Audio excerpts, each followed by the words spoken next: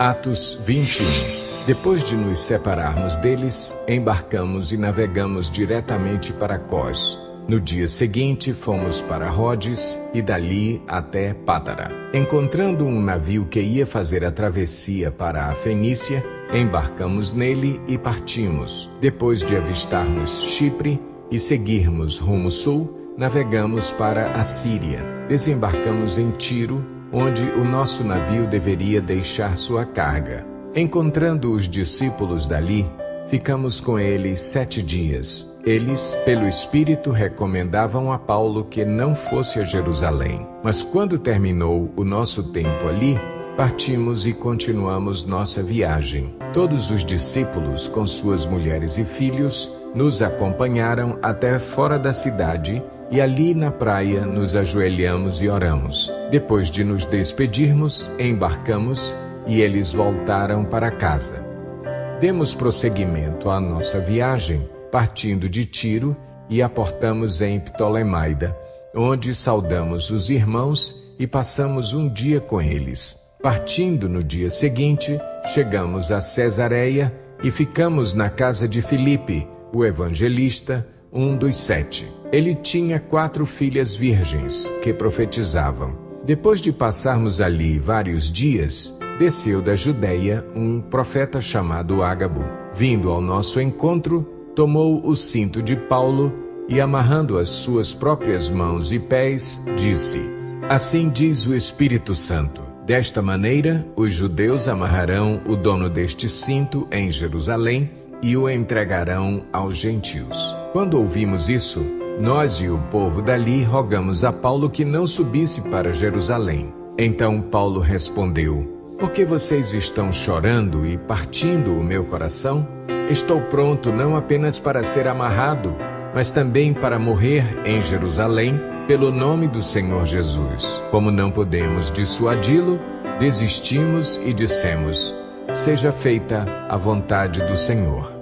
Depois disso, preparamo-nos e subimos para Jerusalém. Alguns dos discípulos de Cesareia nos acompanharam e nos levaram à casa de Mnasson, onde devíamos ficar. Ele era natural de Chipre e um dos primeiros discípulos. Quando chegamos a Jerusalém, os irmãos nos receberam com alegria. No dia seguinte, Paulo foi conosco encontrar-se com Tiago e todos os presbíteros estavam presentes. Paulo os saudou e relatou minuciosamente o que Deus havia feito entre os gentios por meio do seu ministério. Ouvindo isso, eles louvaram a Deus e disseram a Paulo: Veja, irmão, quantos milhares de judeus creram, e todos eles são zelosos da lei.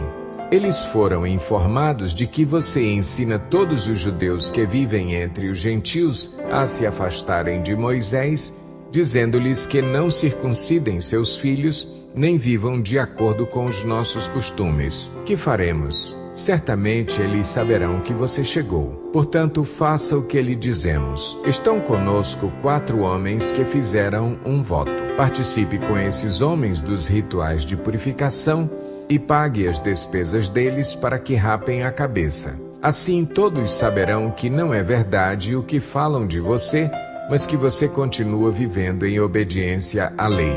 Quanto aos gentios convertidos, já lhes escrevemos a nossa decisão de que eles devem abster-se de comida sacrificada aos ídolos, do sangue, da carne de animais estrangulados e da imoralidade sexual. No dia seguinte, Paulo tomou aqueles homens e purificou-se com eles. Depois foi ao templo para declarar o prazo do cumprimento dos dias da purificação e da oferta que seria feita individualmente a favor deles. Quando já estavam para terminar os 7 dias, alguns judeus da província da Ásia, vendo Paulo no templo, agitaram toda a multidão e o agarraram, gritando: Israelitas, ajudem-nos!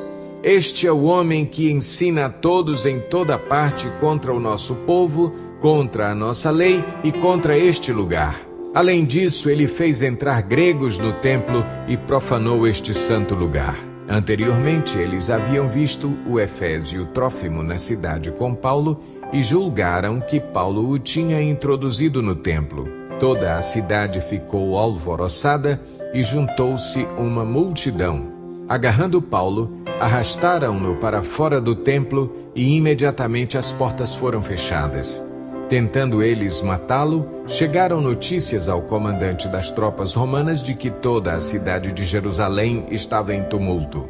Ele reuniu imediatamente alguns oficiais e soldados e com eles correu para o meio da multidão. Quando viram o comandante e os seus soldados, pararam de espancar Paulo. O comandante chegou, prendeu-o e ordenou que ele fosse amarrado com 2 correntes. Então perguntou quem era ele e o que tinha feito. Alguns da multidão gritavam uma coisa, outros gritavam outra. Não conseguindo saber ao certo o que havia acontecido por causa do tumulto, o comandante ordenou que Paulo fosse levado para a fortaleza.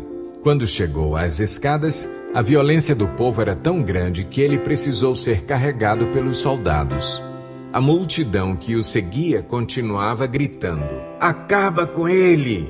Quando os soldados estavam para introduzir Paulo na fortaleza, ele perguntou ao comandante: "Posso dizer-te algo? Você fala grego?" perguntou ele. "Não é você o egípcio que iniciou uma revolta e há algum tempo levou 4.000 assassinos para o deserto?" Paulo respondeu: "Sou judeu, cidadão de Tarso, cidade importante da Cilícia. Permite-me falar ao povo." Tendo recebido permissão do comandante, Paulo levantou-se na escadaria e fez sinal à multidão. Quando todos fizeram silêncio, dirigiu-se a eles em aramaico: